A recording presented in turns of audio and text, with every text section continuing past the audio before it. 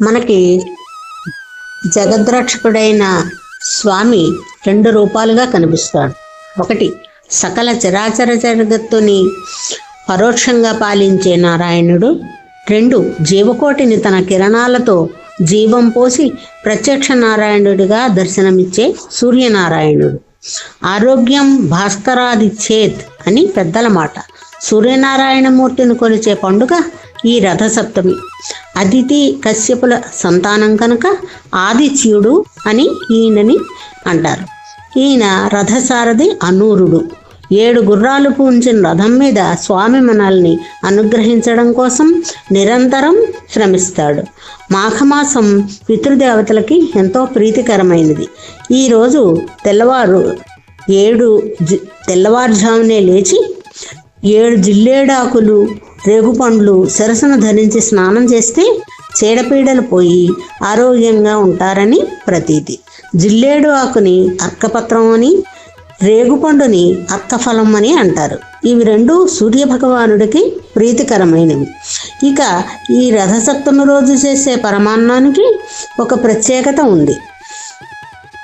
ఆవు పుడకలతో దాలివేసి ఇత్తడి గిన్నెలో ఆవు పాలతో బియ్యానికి ఆవు నెయ్యి రాసి బెల్లంతో పరమాన్నం చేసి స్వామికి నివేదిస్తారు. ఇది ఒక ఆరోగ్య రహస్యం. సూర్యకిరణాలు పాయసంపై నేరుగా పడి దీనికి ఒక కొత్త రుచి వస్తుంది.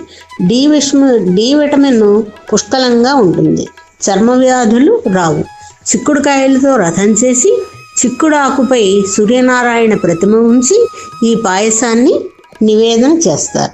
ఇక పరమాన్నమే ఎందుకు నైవేద్యం అంటే అన్నం పరబ్రహ్మస్వరూపం, అన్నాత్ భవంతి భూతాని అని వేదంలో చెప్పబడింది.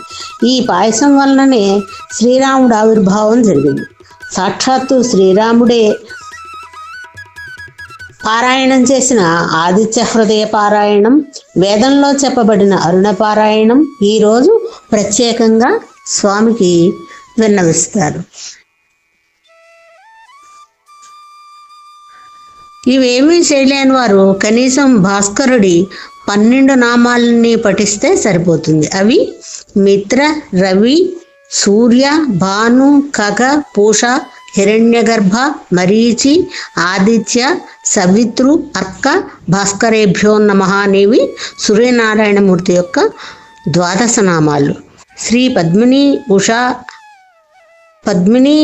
ఉషా ఛాయాదేవి సమేత శ్రీ సూర్యనారాయణమూర్తి దేవతాయై నమో నమః అని నమస్కారం చేస్తే స్వామికి ఎంతో ప్రీతికరం.